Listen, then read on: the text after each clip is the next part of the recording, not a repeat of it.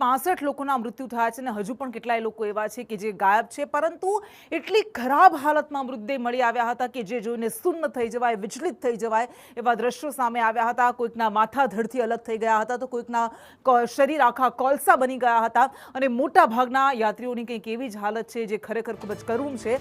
અને એટલા માટે જ મૃતદેહોની ઓળખ કરવા માટે ડીએનએ ટેસ્ટની કામગીરી અત્યારે ચાલી રહી છે।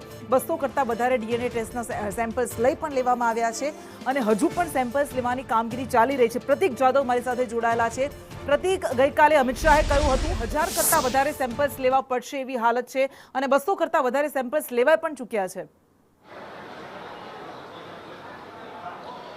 બિલકુલ કૃષ્ણા, જો વાત કરવામાં આવે ગઈકાલની ઘટનાની, આ ઘટનામાં અનેક એટલે 220થી વધુ મૃતદેહ એવા છે કે જે મૃતદેહની ઓળખ થઈ શકે તેવી નથી અને આ ઓળખ કરવા માટે મૃતદેહ અને જે તે પરિવારના ડીએનએ સેમ્પલ લેવા જરૂરી છે અને આ જ કારણથી બીજે મેડિકલ કોલેજના કસોટી ભવનમાં ડીએનએ સેમ્પલ લેવાની પ્રક્રિયા હાથ ધરવામાં આવી રહી છે અને અત્યાર સુધીમાં કુલ 216 જેટલા ડીએનએ સેમ્પલ લેવામાં આવ્યા છે અને આ ડીએનએ સેમ્પલ લેવાની પ્રક્રિયા હજુ પણ યથાવત છે। એક બાદ એક પરિવારજનો ડીએનએ સેમ્પલ આપી રહ્યા છે પોતાના પરિવારજનના મૃતદેહની ઓળખ કરવા માટે। આ જે પ્રક્રિયા છે તે સદંતર ચાલી રહી છે। આ સાથે જ આ જે ઘટના બની હતી, જે વિસ્તારમાં ઘટના બની હતી, તે વિસ્તારના સ્થાનિકો પણ અહીંયા પહોંચ્યા છે પોતાના ડીએનએ આપવા માટે, કારણ કે તેમના પણ કેટલાક પરિવારજનો ગુમ છે જેમની ભાળ નથી મળી શકી અને આ જ ક્રમથી આ બીજે મેડિકલ કોલેજ છે તેની અંદર ડીએનએ સેમ્પલ લેવા માટે મુસાફરના પરિવારજનો તેમજ સ્થાનિકોના પરિવારજનો પહોંચ્યા છે। સાથે જ જો વાત કરવામાં આવે તો જે લોકોના આ ઘટનામાં મોત થયા છે તેમાંથી 50 જેટલા મૃતદેહ એવા છે કે જેમની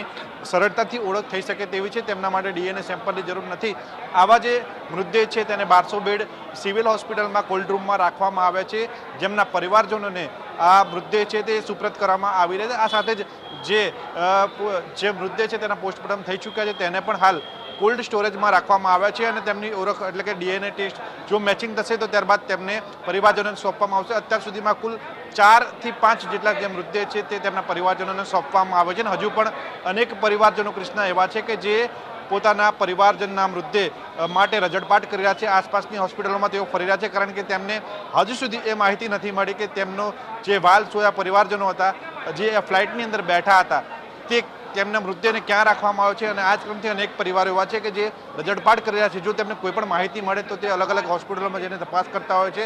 આવો જ એક મહેસાણાનો પરિવાર પણ મને સવારમાં મળ્યો હતો, જે તેમના પુત્ર 19 વર્ષનો પુત્ર હતો સંકેત નામનો, તેની ઓળખ, તેના મૃતદેહ મેળવવા માટે તેઓ વલખા મારી રહ્યા છે।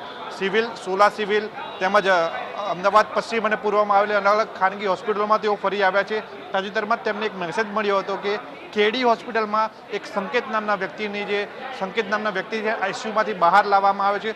આ માહિતી મળતાની સાથે જ પરિવાર છે ત્યાં કેડી હોસ્પિટલ પહોંચ્યો હતો, પરંતુ ત્યાંથી પણ તેમને નિરાશા સાંપડી હતી। જે સંકેત નામનો વ્યક્તિ હતો તે બીજો કોઈ વ્યક્તિ હતો, તેમનો પુત્ર ન હતો અને આ ક્રમથી આવા અનેક પરિવારો કૃષ્ણા છે કે જે પોતાના સ્વજનના મૃતદેહ માટે અંતિમ ક્રિયા કરવા માટે રજડપાટ કરી રહ્યા છે અને સરકારને ફક્ત એક જ વિનંતી કરી રહ્યા છે કે જે પ્રક્રિયા કરવામાં આવી રહી છે તે ખૂબ ઝડપથી કરવામાં આવે, જેથી કરીને પરિવારજનો પોતાના વહાલ સોયાનું અંતિમ વિધિ છે તે વહેલી તકે પૂર્ણ કરી શકે।